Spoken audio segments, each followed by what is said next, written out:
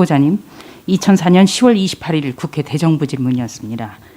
그때 여당 의원으로서 이런 말씀하셔가지고 당시 출입기자였던 저를 비롯해서 정말 많은 사람들이 감동을 받았습니다.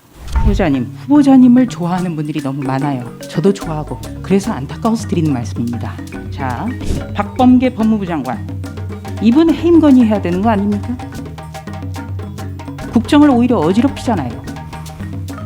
저희는 뭐 저도 생각이 왜 없겠습니까마는 의석수를 앞세워서 임대차법, 공수처법 일방 처리합니다. 비리 표결합니다. 이거 어떻게 보세요? 조금 그 점에서는 뭐 그런 생각은 저는 가지고 있습니다만. 예. 잘못됐다는 말씀이시군요. 아이고 자, 의원님 그렇게 네, 단정을 후보자님, 짓지 마시고. 예. 이번 4.7 보궐선거 여당이 참패를 했습니다. 선서 양심에 따라 숨김과 보탬이 없이 사실 그대로 말할 것을 맹세합니다. 본 뒤에 질의하겠습니다. 대통령께서는 앞으로 가급적 이념 문제에 대해서는 한 발짝 물러나 주시기를 부탁드립니다.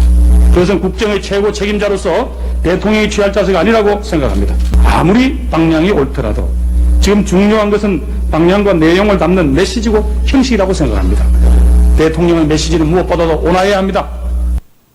네, 후보자님, 2004년 10월 28일 국회 대정부 질문이었습니다.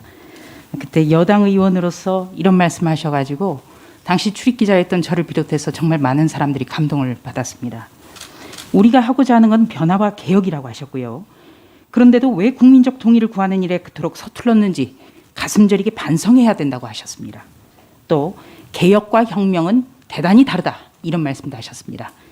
후보자님, 이 말씀 지금도 동의하시죠? 예. 네. 자, 그렇다면 후보자님, 지금 더불어민주당에서는 가령 검수완박 이런 거를 개혁이라고 하고 있습니다. 이거 개혁 맞습니까? 조금 예.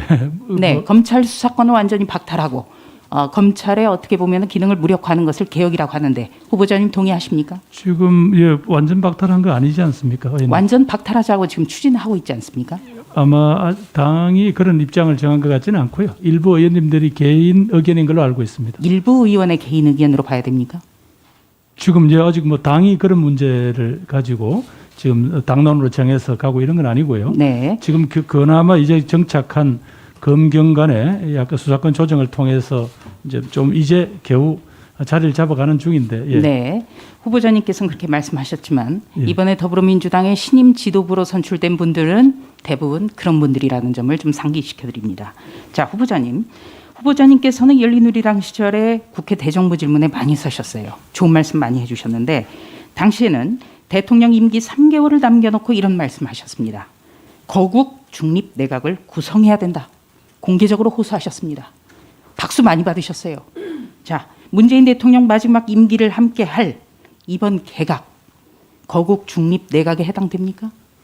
현재는 제가 당직을 갖고 있으니까 거국 중립 내각이라고 보기는 어렵겠습니다. 네, 그러니까 제가 된다고 하면 예. 예, 거국 중립 내각이라고 한다면은 내 편 가르지 않고 정말 대통령이 민심에 눈을 맞추고 정말 적합한 분들을 찾으셔야 된다고 그런 호소를 하신 걸로 저는 이해를 했거든요. 이번에는 어떻습니까? 제가 그런 정신을 가지고 정치를 해온 것은 감히 자부합니다만 의원님 기준에는 좀 부족할 거라고 생각합니다. 이번 개각도 부족하지요? 제가 개각 일반에 대해서 말씀드릴 수 없고 네, 제 후보자님. 자신에 대해서는 네. 말이 부족하다고 생각합니다. 예, 후보자님을 좋아하는 분들이 너무 많아요. 저도 좋아하고 그래서 안타까워서 드리는 말씀입니다. 자, 해수부 장관 후보자는 재외공간 근무를 마치고 귀국할 때 부인이 수천만 원대 이르는 유럽산 도자기 1250점을 외교관 이삿짐으로 반입해서 판매한 사실이 확인이 됐습니다. 그리고 이번 과학기술부 장관 후보자는 학회 참석하면서 4차례나 딸들과 동행한 정황이 확인됐습니다. 적격입니까? 의원님, 저도 아직 후보자 신분인데 제가 말씀하기가 어려우시죠? 그렇습니다. 네. 그러니까 총리 후보자로서가 아니라 그 두 분 후보자에 대해서 자신이 없으시죠? 자신이 없다는 게 어떤 그 뜻인지. 두 분 후보자가 적격이라는데 동의하기가 어려우신 거죠? 그 문제에 대해서는 제가 답할 처지가 아닌 것 같습니다. 제가 네. 지금 저도 후보자인데. 자, 후보자님, 총리의 권한 중 하나가 부적격한 국무위원의 해임을 건의할 수가 있습니다. 그렇죠? 네. 정치적 중립보다 더불어민주당의 당론을 따르겠다. 대통령 말 잘 듣는 검찰총장 필요하다. 법무부 장관의 말입니다. 박범계 법무부 장관. 이분 해임 건의해야 되는 거 아닙니까? 국정을 오히려 어지럽히잖아요. 의원님, 뭐 저도 생각이 왜 없겠습니까마는 저는 아직 후보자 신분입니다. 저 네. 보고 자꾸 입장을 질문하시면 제가 예. 답변하기 곤란합니다. 예, 생각이 있다라는 말씀 굉장히 저는 중요하다고 보고요. 자, 이번에 여당의 원내대표는 친문계 핵심이 됐습니다. 그리고 새 여당 지도부는 친조국 성향이 노골적으로 강화가 됐습니다. 그렇다면 4.7 보궐선거에서 나타난 민심과는 동떨어진 것 아니냐, 이런 지적이 많습니다. 윤호중 원내대표는 국회 운영과 입법 독주가 계속될 것이라는 점도 시사했습니다. 후보자가 정리가 되신다면 당정청 관계를 과연 재설정할 수 있겠습니까?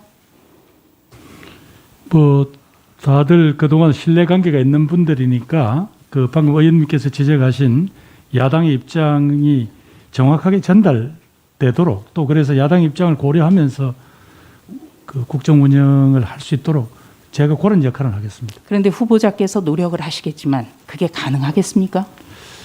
의원님, 뭐 정치라는 게 어디 딱 어떻게 딱 고정돼서 닫아 걸린 채로 돌아가지는 않지 않습니까? 또 의원님 방금 지적하시던 듯이 지난 재보궐선거에서 보여준 또 민심의 또 방향이라는 게 있으니까 어느 정치인들도 여당의 누구라 하더라도 그걸 외면할 수는 없다, 저는 그렇게 생각합니다. 네. 후보자께서는 2005년 1월에 열린우리당 원내수석 부대표를 하셨어요. 그때 이런 말씀하셨습니다. 숫자로 국회 운영을 해온 적이 없다. 이렇게 말씀하셨습니다. 상당히 인사 깊은 발언이었습니다. 그런데 지금 더불어민주당은 의석수를 앞세워서 임대차법, 공수처법 일방 처리합니다. 기립표결합니다. 이거 어떻게 보세요? 조금 그 점에서는 결국은 국민들의 삶에 구체적인 영향을 직접적인 영향을 미치는 그런 법안들은 좀 더 숙성을 시켜서 여야가 대화를 해서 했더라면 국민들도 좀 더 납득시키는 데 도움이 되지 않았을까, 뭐 그런 생각은 저는 가지고 있습니다만은. 예. 잘못됐다는 말씀이시군요. 아이고, 자, 의원님 그렇게 네, 후보자님. 가정을 짓지 마시고. 예. 이번 4.7 보궐선거 여당이 참패를 했습니다. 우리가 이긴 게 아니죠. 중산층과 서민에게 고통만 안겨준 부동산 정책이 최대 피인으로 분석이 되고 있습니다. 그런데 후보자께서는 원칙을 바꿔서는 안 된다, 이렇게 이야기를 했거든요. 무엇을 반성하고 쇄신하신다는 말씀입니까? 원칙이라는 게 기본적으로 이 부동산의 폭등이 결국은 국민의 삶을 피폐하게 할 것이다. 따라서 어떻게든 간에 아까 저희들이 가지고 있는 세제, 공급 정책 또 뭐 이런 부분들을 통해서 적어도 부동산 시장을 안정화시켜야 된다는 저희들의 정책적인 목표와 그 원칙이 허물어져서는 안 된다. 그런 취지였습니다. 여당이 일방적으로 강행 처리한 임대차법과 관련이 있습니다. 잘못됐다면 개정해야 되지 않겠습니까? 의원님, 전월세 3법은 이제 조금씩 자리를 잡아간다라는 그런 통계를 제가 가지고 있습니다. 의원님 혹시 초기에 조금 아마 시장에 혼란이 있었다면 최근에는 이게 상당히 이게 안정되어 간다라는 그런 뭐 통계를 갖고 있는데 그건 나중에 보고 드리겠습니다. 예. 네, 조수진 의원님 수고하셨습니다. 다음은 강선우 의원님, 네, 질의해 주시기 바랍니다. 네, 안녕하세요.